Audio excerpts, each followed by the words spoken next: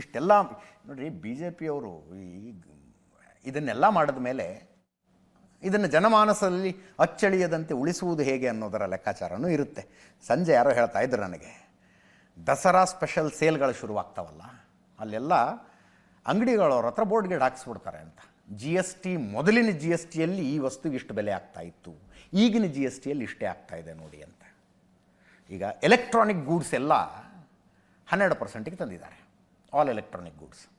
ಮುಂಚೆ ಕೆಲವು 18% ಇತ್ತು, ಕೆಲವು 28% ತನಕ ಇತ್ತು.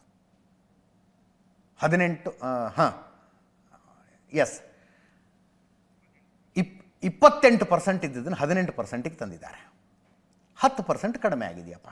T V, fridge, AC, washing machine, ಅಲ್ಲಿ ಡಿಸ್ಕೌಂಟ್ ಸೇಲು ಅದು ಇದು ಬೋರ್ಡ್ ಹಾಕಿರ್ತಿದ್ರಲ್ಲ, ಈಗ ಪ್ರೀ ಜಿ ಎಸ್ ಟಿ ಇಷ್ಟು, ಪೋಸ್ಟ್ ಜಿ ಎಸ್ ಟಿ ಇಷ್ಟು. ಈಗಿನ ಹಳೆ ಜಿ ಎಸ್ ಟಿನಲ್ಲಿ ಇದ್ರ ಬೆಲೆ ಇಷ್ಟು ಆಗ್ತಿತ್ತು, ಈಗ ಹೊಸ ಜಿ ಎಸ್ ಟಿ ಬಂದ ಮೇಲೆ ಇಷ್ಟು ಕಡಿಮೆ ಆಗಿದೆ, ಇಷ್ಟು ನೀವು ಉಳಿತಾಯ ಮಾಡ್ತೀರಿ ಅಂತ ಹಾಕಿ, ಅದರ ಜೊತೆಗೆ ಮೋದಿದೊಂದು ಫೋಟೋನ ಹಾಕಿಬಿಟ್ರೆ ಹೇಳೋದಕ್ಕೆ ಬರೋದಿಲ್ಲ, ನೋಡಿ ಈ ಕಾರಣಕ್ಕಾಗಿ ಇಷ್ಟು ಕಡಿಮೆ ಆಗ್ತಿದೆ ನಿಮಗೆ ಅಂತ. ಫೈನಲಿ ನಾನು ರೀಸನ್ ಹೇಳಿದೆ. ಒಂದು, ಜಿ ಎಸ್ ಟಿ ಬಂದಾಗಲೇ ಆಗಿದ್ದಂಥ ನಿರ್ಧಾರ ಇದು. 2 ಲಕ್ಷ ಕೋಟಿ ಪರ್ ಮಂತ್ ಕಲೆಕ್ಷನ್ ಆದಾಗ ಸರಳೀಕರಣ ಮಾಡಬೇಕು ಅಂತ 2 ಲಕ್ಷ ಕೋಟಿಗೆ ಬಂದಿದೆ ಈಗ.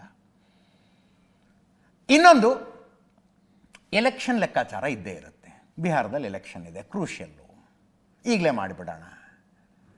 2 ಲಕ್ಷ ಕೋಟಿ ರೀಚ್ ಆದಾಗಲೇ ನಾವು ಇದನ್ನು ಮಾಡಬೇಕು ಅಂತ ಏನಾದ್ರು ಹೊರಟಿದ್ರೆ ಇನ್ನೊಂದು 3-4 ತಿಂಗಳು ವೇಟ್ ಮಾಡಬೇಕಾಗತ್ತೆ. ಅಷ್ಟು ಯಾಕೆ ವೇಟ್ ಮಾಡಬೇಕು, ಜಾರಿ ಮಾಡಿಬಿಡೋಣ ಅಂತ.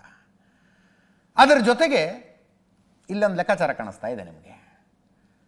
ಪರ್ ಆ್ಯನಮ್ ಕೇಂದ್ರ ಸರ್ಕಾರಕ್ಕೆ, ಅಂದರೆ ಟೋಟಲ್ ನಷ್ಟ ಎಷ್ಟಾಗ್ಬೋದು ಜಿ ಎಸ್ ಟಿ ಕಲೆಕ್ಷನ್ನಲ್ಲಿ ಅಂದರೆ, 2023-24ರಲ್ಲಿ ಏನು ಈ ವಸ್ತುಗಳ ಸೇಲ್ ಆಗಿದ್ವಲ್ಲ, ಎಷ್ಟು ಸೇಲ್ ಆಗಿತ್ತು, ಎಷ್ಟು ಟ್ಯಾಕ್ಸ್ ಬಂದಿತ್ತು, ಮತ್ತು ಇದು ಕಡಿಮೆ ಮಾಡಿದರೆ ಎಷ್ಟು ಕಡಿಮೆ ಆಗುತ್ತೆ ಅಂತ ಲೆಕ್ಕಾಚಾರ ಹಾಕಿದಾಗ 40,000 ಕೋಟಿ ಕಡಿಮೆ ಆಗಬಹುದು ಅಂತ.